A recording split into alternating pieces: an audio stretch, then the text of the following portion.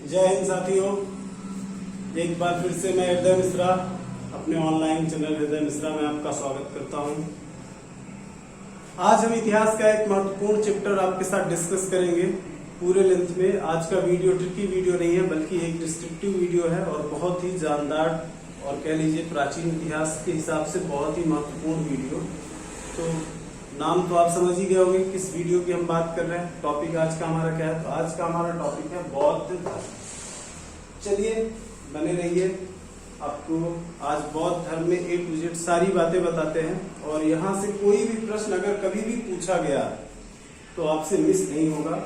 बस वीडियो ध्यान से देखिएगा, न हो तो बार बार रिवाइज करिएगा और यहाँ से पूरी तरह से आप बौद्ध धर्म को कंप्लीट कर लेंगे आज। तो अगर हम बात करें बौद्ध धर्म की तो आप सबको पता है बौद्ध धर्म के संस्थापक कौन है। तो बौद्ध धर्म के संस्थापक कौन है? महात्मा बुद्ध। लेकिन अगर बात करें महात्मा बुद्ध तो ये पहले से ही इनका नाम महात्मा बुद्ध नहीं था। तो कैसे ये महात्मा बुद्ध हुए, कैसे बौद्ध धर्म आया, क्या क्या चीजें हैं, उन सब के बारे में डिस्कस करते हैं। तो देखिए, अगर बात करें बुद्ध के बचपन का नाम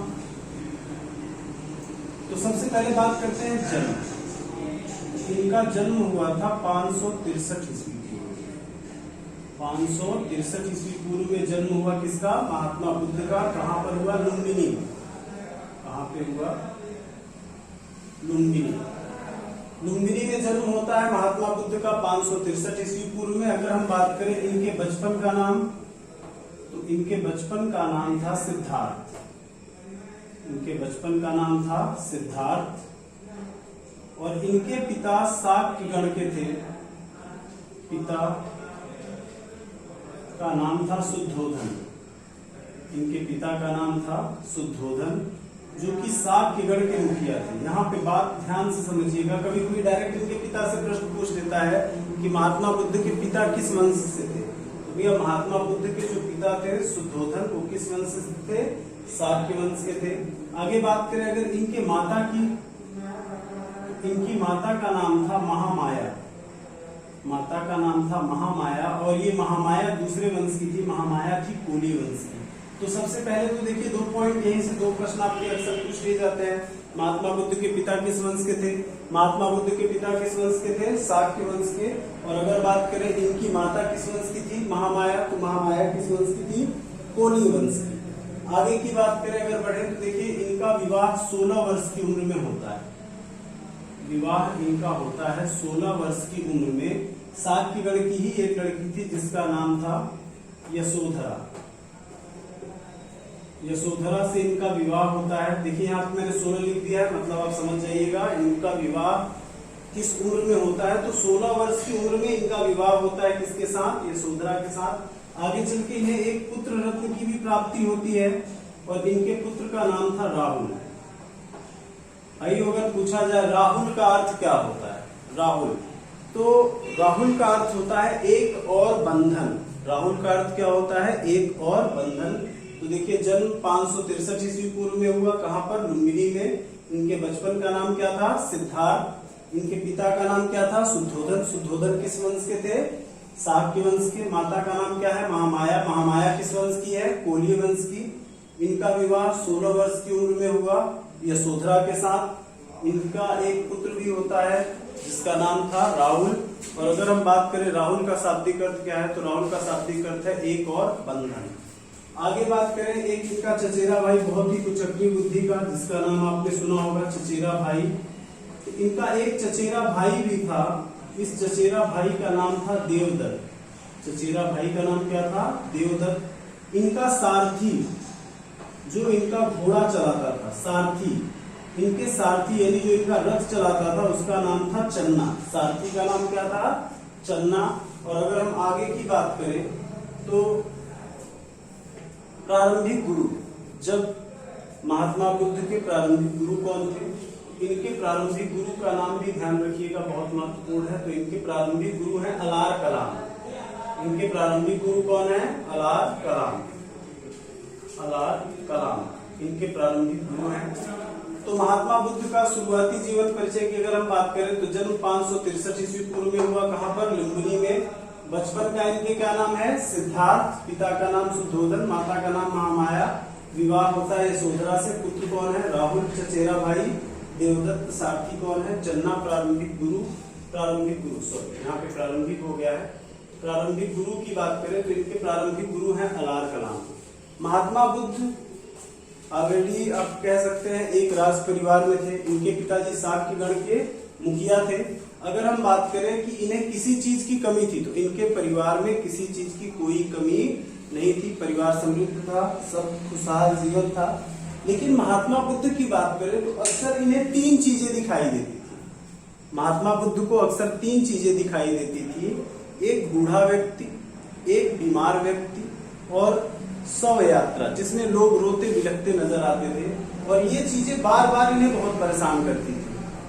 कहने का मतलब यह है महात्मा बुद्ध को इस बात से ये लग रहा था कि जीवन का अर्थ यही है। हम पैदा यहाँ पे किस लिए हुए हैं? क्या हम पैदा यहाँ पर इसीलिए हुए हैं कि आज हमने जन्म लिया, धीरे धीरे हम बड़े होंगे, बड़े होने के बाद हम धीरे धीरे क्या होंगे? बूढ़े होंगे, बूढ़े होने के बाद हम क्या होंगे? बीमार होंगे, और बीमार होने के बाद लास्ट में मर जाएंगे।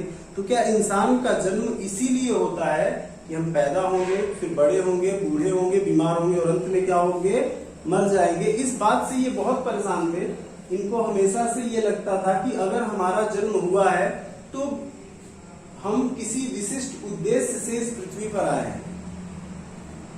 इसी उद्देश्य बार बार इनका मन अक्सर भ्रमित रहता था। और अंत में 29 वर्ष की अवस्था में, देखिए अवस्था ध्यान रखिएगा, 16 वर्ष में इनका विवाह होता है और 29 वर्ष की अवस्था में इन्होंने गृह त्याग कर दिया। 29 वर्ष की अवस्था में गृह त्याग कर दिया। 29 वर्ष की अवस्था में इन्होंने गृह त्याग कर दिया। तो अब देखिए यहाँ पे ये बात बहुत ही महत्वपूर्ण है। गृह त्याग इन्होंने कब किया? 29 वर्ष की अवस्था में। एक जबरदस्त सवाल यहाँ से पूछा जाता है, महात्मा बुद्ध की गृह त्याग की घटना को क्या कहा जाता है? तो भैया महात्मा बुद्ध ने जब घर त्यागा, यानी इनके जो गृह त्याग की घटना है, इसको हम बोलते हैं महाभिनिष्क्रमण। महात्मा बुद्ध के गृह त्याग की घटना को क्या बोला जाता है? महाभिनिष्क्रमण। तो महात्मा बुद्ध के गृह त्याग की घटना को क्या बोलते हैं? महाभिनिष्क्रमण। जरूर ध्यान रखिएगा, नोट कर लीजिए अच्छे से। महात्मा बुद्ध के गृह त्याग की घटना क्या है? महाभिनिष्क्रमण। महात्मा बुद्ध तपस्या करने के लिए जाते हैं, काफी दिनों तक भटकते हैं।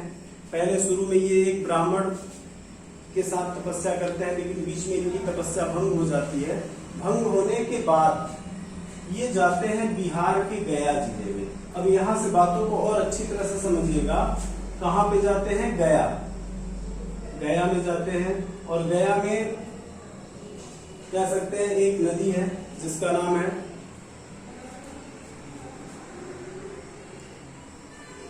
निरंजना। गया जिला, गया में जाते हैं। नदी कौन सी थी? निरंजना। और निरंजना नदी के किनारे एक पीपल का वृक्ष था, पीपल वृक्ष। तो कहां पे जाते हैं? गया जिला में निरंजना नदी के किनारे पीपल के वृक्ष के नीचे ये अपनी समाधि लगाते हैं और कई सालों तक तपस्या करते हैं। और तपस्या करने के बाद एक दिन इन्हें ज्ञान की प्राप्ति हो ही जाती है। कहने का मतलब जिस उद्देश्य के लिए ये लगातार तपस्या कर रहे थे, इन्हें इनका उद्देश्य प्राप्त हो ही जाता है, यानी इन्हें ज्ञान की प्राप्ति हो जाती है। उस दौरान सबसे पहले इनके मुख से बोध शब्द निकला। कौन सा शब्द निकला? बोध। अब बोध को ऐसे ही समझ सकते हैं जैसे लोग कहते हैं हमें इस बात का बोध है। बोध मतलब हमें पता चल गया है, हमें जानकारी है। तो बोध से हम सीधे सीधे अर्थ होता है ज्ञात होना, आभास होना। तो सबसे पहले इनका बोध शब्द निकलता है। तो बोध शब्द निकला तो इन्होंने गया, जहां पे इन्हें ज्ञान की प्राप्ति हुई, गया बन गया बोध गया। गया क्या बन गया? बोध गया। नदी तो वही रहती है, लेकिन इस पीपल के वृक्ष को आगे चल के कहा गया बोधि वृक्ष। पीपल के वृक्ष को आगे चल के क्या कहा गया? बोधि वृक्ष। अब देखिए भैया एक दो प्रश्न यहाँ से भी। एक प्रश्न पूछा जाता है कि बोधि वृक्ष को किसने कटवाया था? बोधि वृक्ष को किसने कटवाया था? तो अगर हम बात करें बोधि वृक्ष को किसके द्वारा नष्ट कराया गया, तो एक गौड़ शासक था शशांक, जिसके द्वारा इसको कटवाया गया है ना।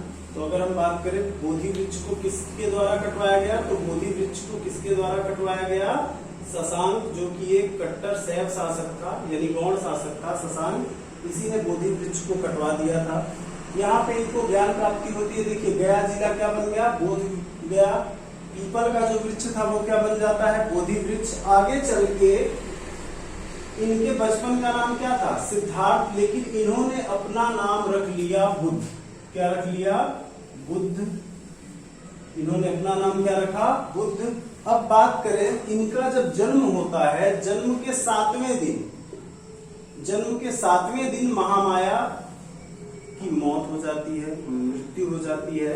उसके बाद इनकी मौसी, देखिए मौसी का नाम यहाँ पे लिखना भूल गया था, तो इनकी मौसी थी गौतमी। इनकी मौसी कौन थी, गौतमी। तो गौतमी ने इनका पालन पोषण किया, इसलिए गौतमी को मौसी या दूसरी माँ भी कहा जाता है, क्योंकि महात्मा बुद्ध इसे माँ ही कह के बुलाते थे इन्हें, गौतमी को। तो इन्होंने अपने माँ के नाम यानी दूसरी माँ या मौसी के नाम को अपने आगे जोड़ लिया, गौतमी के आधार पे आगे लगा दिया गौतम, और यहीं से इनका नाम हो गया गौतम बुद्ध। ठीक है, तो ये सारी चीजें, और जिस धर्म की इन्होंने स्थापना की वो धर्म कौन सा बन जाता है, बौद्ध धर्म। तो ये तो हो गया बौद्ध धर्म का इंट्रोडक्शन। एक बार स्क्रीनशॉट ले लीजिए अगर आप लेना चाहते हैं यहाँ तक, फिर ताकि हम आगे की चीजों को मिटा के और आगे बढ़ाते हैं। स्क्रीनशॉट ले लीजिए फटाक से।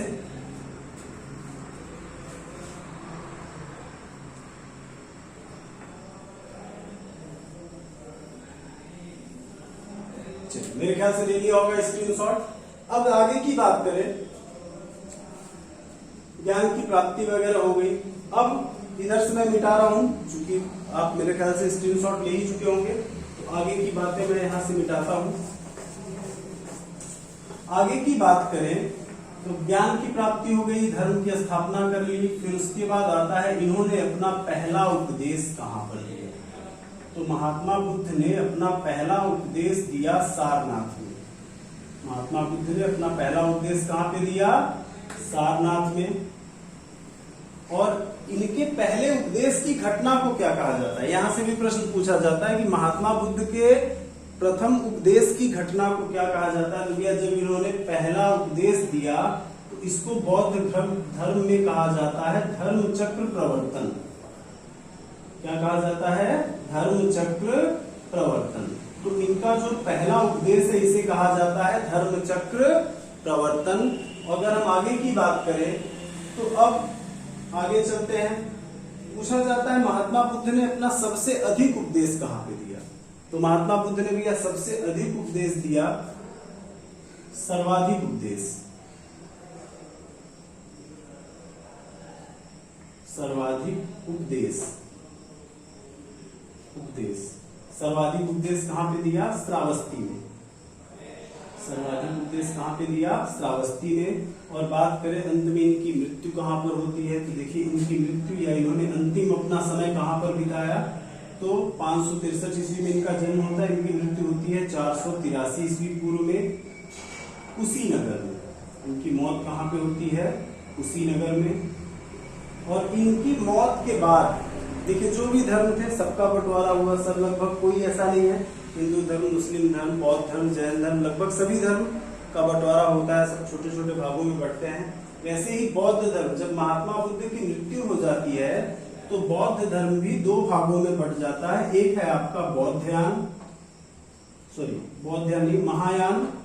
एक है महायान और दूसरा हीनयान।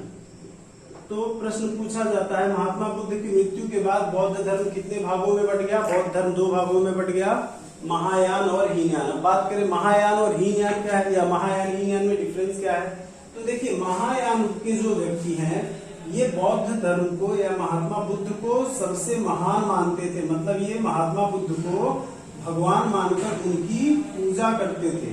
और अगर हीनयान की बात करें तो ये महात्मा बुद्ध को एक महापुरुष मानते थे, लेकिन भगवान का दर्जा नहीं देते। और ये महात्मा बुद्ध को एक महापुरुष मानकर उनके दिए गए सिद्धांतों का सिर्फ क्या करते हैं, अनुसरण।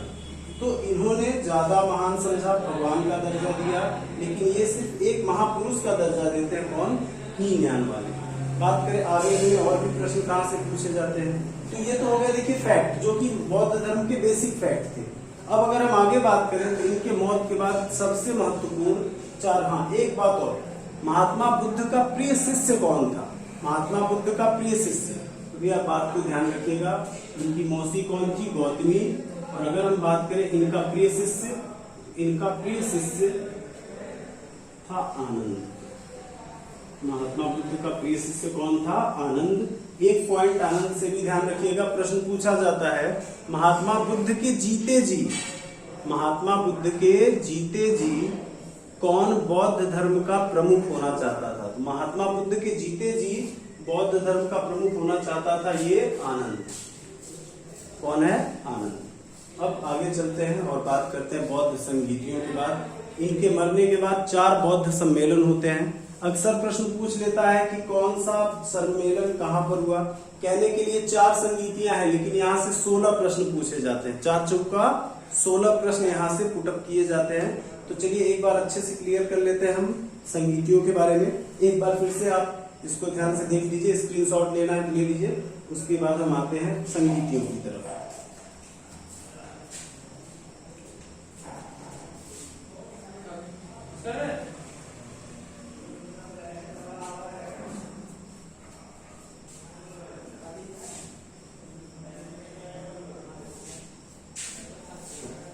हो गया होगा।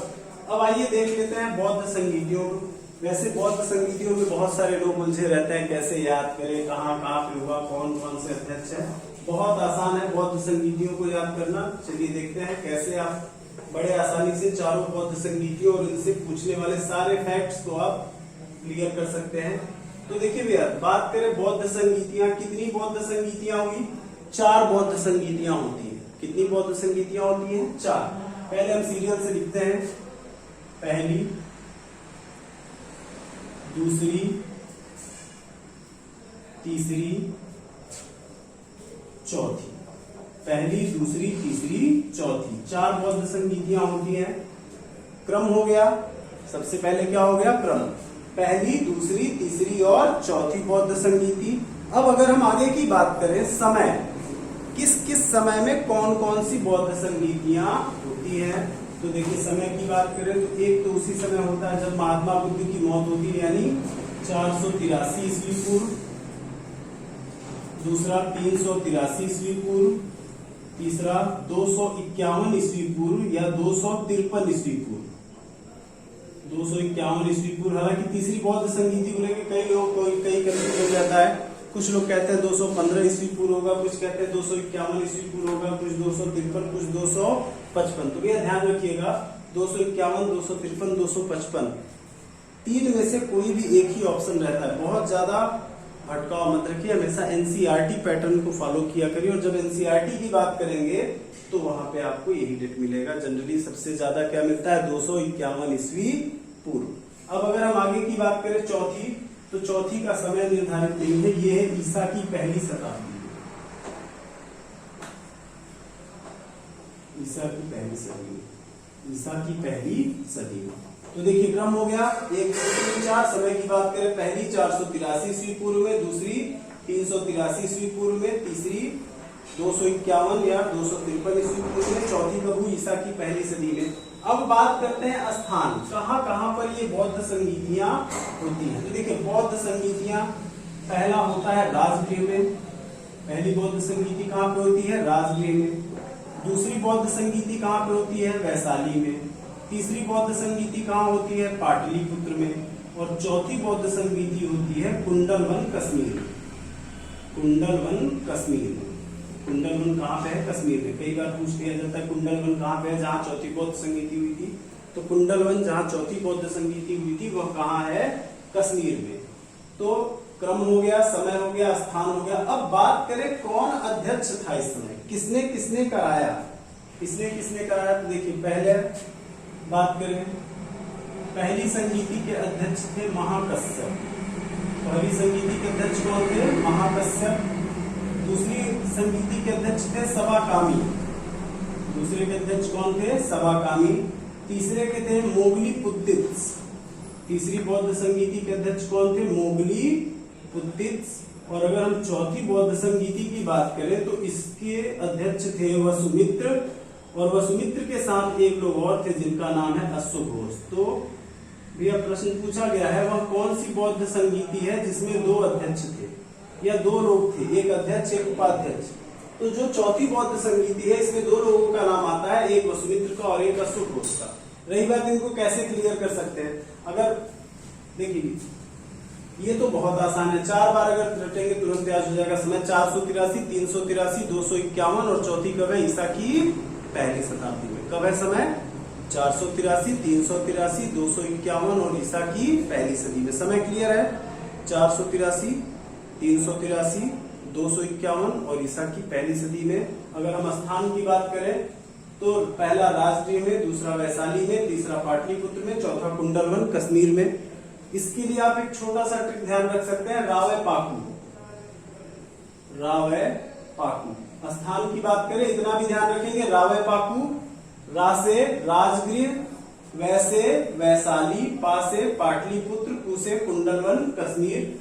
अगर हम बात करें, देखिए ट्रिक यहाँ पे देख लिया आपने, रावय पाकू, राजगृह, वैशाली, पाटलिपुत्र, कुंडलवन। कुंडलवन कहाँ पे है, कश्मीर में। अगर हम बात करें अध्यक्षों की, अध्यक्षों को कैसे क्लियर किया जाए, अध्यक्ष का ट्रिक क्या हो सकता है, तो अध्यक्ष के लिए आप लिख सकते हैं महान है सबसे मोगली का अश्व। महान है सबसे मोगली का अश्व, महान है सबसे मोगली का अश्व।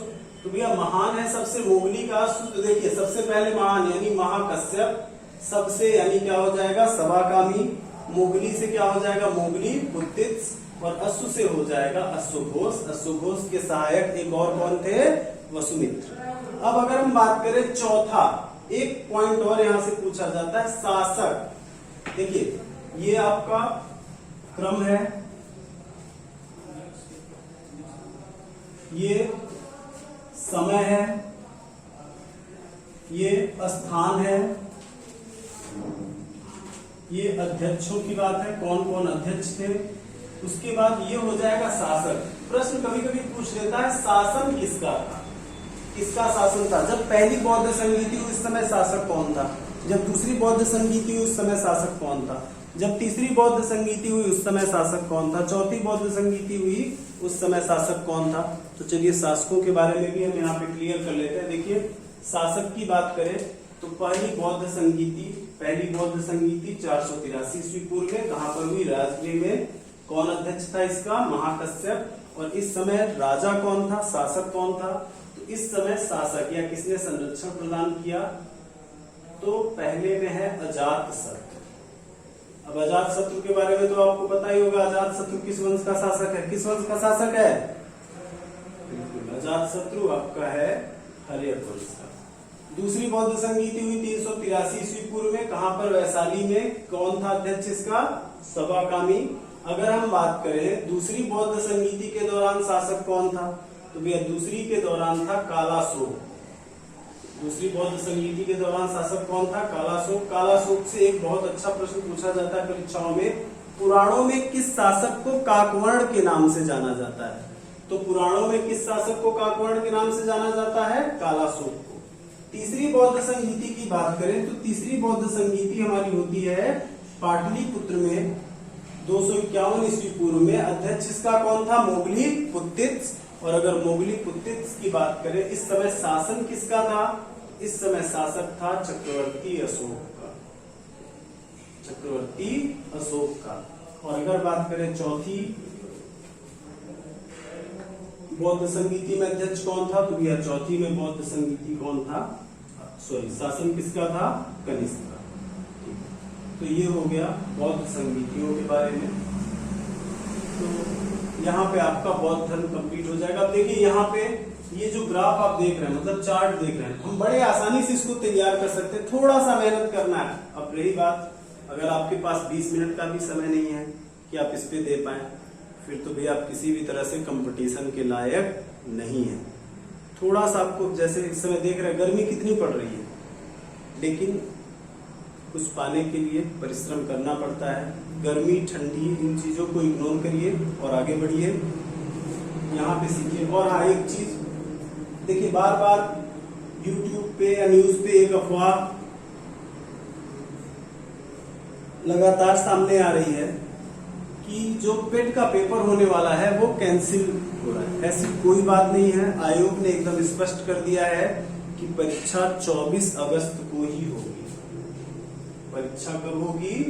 24 अगस्त को होगी। हालांकि प्रयागराज और वाराणसी में बाढ़ की स्थिति बनी हुई है, इसीलिए जहां जहां पे बाढ़ की स्थिति है या जहां जहां पे भी बाढ़ है उन सेंटरों को चेंज किया जा रहा है। इसलिए आप अपनी तैयारी में लगे रहिए और जम के तैयारी करिए। 1 हफ्ते का समय आपके पास और है, 1 हफ्ते में कुछ बेहतर कर सकते हैं। चलिए, और वीडियो को ज्यादा से ज्यादा शेयर करिए और लोगों तक पहुंचाइए। आगे भी मैं आपके लिए पर डे एक वीडियो कोशिश कर रहा हूं, लाता रहूंगा। बाकी हौसला बनाए रखिए। धन्यवाद।